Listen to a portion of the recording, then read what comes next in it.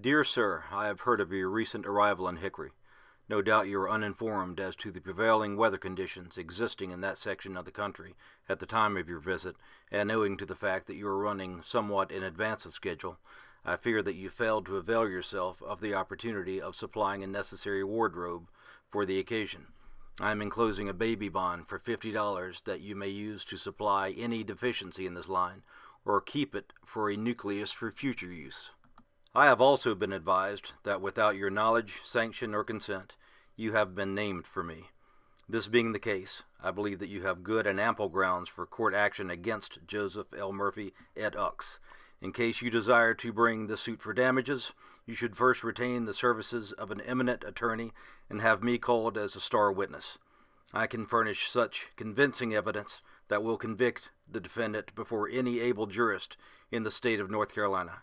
Yours sincerely, Granddad Donaldson. Along with his 10 brothers and sisters, George Robert Donaldson was born in the same house built by their great-grandfather, William Donaldson, in 1793 in Russellville, Tennessee. Originally from Virginia, William Donaldson left his farm in the Watauga section of East Tennessee to enlist as an ensign in Colonel Wood's 8th Virginia Regiment of Foot in the War for Independence. In 1783, after 5 years of military service at the conclusion of the war, 45-year-old William Donaldson walked 700 miles back to his farm in what is now Russellville, near Morristown, Tennessee. Young neighbor Davy Crockett used to pass by the house on his way to the local grist mill. William and his Philadelphia wife, Mary Jane Sweeney, had 7 children, among them John Donaldson. He married Celia Jordan, and they were the next generation to live in the Donaldson home. They worshipped at Bethesda Presbyterian Church, also in Russellville, Tennessee, listed on the National Register of Historic Places. As the Civil War approached, the congregation's sympathies were divided between Union and secessionist sides. During the war, the Union Army used the church as a hospital. Cannonball damage from multiple skirmishes can still be seen on the structure today. Unable to reconcile their political differences, the congregation split and disbanded after the war. The Donaldsons joined the First Presbyterian Church in Morristown. The majority of East Tennesseans remained loyal to the Union. Slavery was not essential to the East Tennessee economy, but Tennessee as a whole voted to secede from the Union in 1861. But nearly 2/3 of East Tennesseans rejected the referendum and remained sympathetic to the Union. Thousands fled to Kentucky to join the Union Army. Others went there to avoid being drafted into the Confederacy. That's exactly what John and Celia Jordan Donaldson's son William did. Years after freeing the family slaves, William Jordan Donaldson fled to Kentucky. After the war, he returned to the Russellville home to his wife, Amanda Jane Worley, and their 7 children. They would have 4 more children, including George Robert Donaldson. Along with his brothers, George started a wholesale grocery business in Morristown, and in 1895 married Daisy Trent. They would have 4 children, among them your great-grandmother, Jessie Trent Donaldson. I know this can be a bit confusing, so let's recap. The Donaldsons: William, John, William Jordan, George, his daughter Jessie, who is my grandmother. While awaiting deployment to Europe for World War I, eldest child George Robert Donaldson Jr. died of Spanish influenza in the Norfolk Naval Hospital in 1918. He was 22 years old. Jessie and Frances remained close their whole lives. Following in the footsteps of her big sister, Aunt Frances also moved to Hickory, North Carolina. She married Joy Norman. Uncle Joy was my father's business partner for many years in the vending machine business.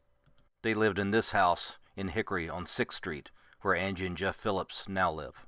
We used to visit Aunt Frances and Uncle Joy every week. They never had children and spent a lot of time traveling the world. Here they are with Uncle Joe in England. Great Aunt Frances died in 1986 when I was in college. Uncle Joy died in 1994. You can tell Uncle Joy never had children.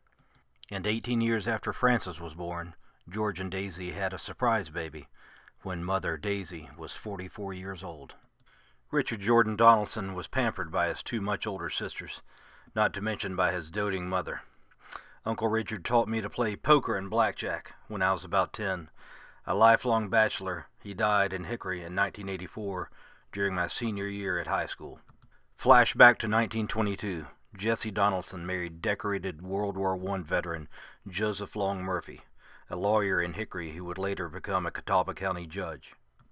They had two boys, Joseph and George. The Donaldsons, George, Daisy, and Richard, moved from Morristown to Fort Lauderdale, Florida in the early 1930s. Grandmother Jessie, who I called Mamu, died of cancer in 1973 when I was 6. Her mother, Daisy Trent, was raised in Sneedville, also in East Tennessee near Trent Valley. She had 3 sisters and a brother. Daisy's father, John Hicks Trent, was a captain in the 1st East Tennessee Cavalry, fighting for the Union Army in the Civil War. He was a lawyer, and in his legal journal he saved multiple articles on the evils of slavery and emancipation, as well as a scrapbook timeline of various battles. Daisy's mother was Selina Frances Henry. Her father, John Ripley Henry, was appointed Tennessee State Treasurer after the war. I have the letter from John Henry to his son-in-law announcing his appointment. All of these photos and documents were passed down to me. I hope both you girls keep them and pass them down to your kids. For the Donaldson research, I would like to thank Jim Claiborne for his article on the old Donaldson home and Sally Baker for her research. Thanks also to Lucy Gump and Frank Donaldson for their contributions. Most of all, I would like to thank one of the kindest cousins I've ever known, Dottie Turner Royston. She put me in touch with these folks and shared family stories and pictures. If there are cousins known or unknown watching this who would like to share photos with me, here's my email address. On a closing note, as to the written and oral tradition passed down linking the Central Tennessee Donaldsons to the East Tennessee Donaldsons, different spelling, here's the portrait of Colonel John Donaldson and his nephew, John Donaldson, although at a later stage in life. The resemblance is remarkable. That's my contribution to the debate. And remember, girls, that there is a piece of the old Donaldson house in our home. You will need to hang on to that as well. Like I said in the last video, I know you don't appreciate your family history now, but hopefully someday you will.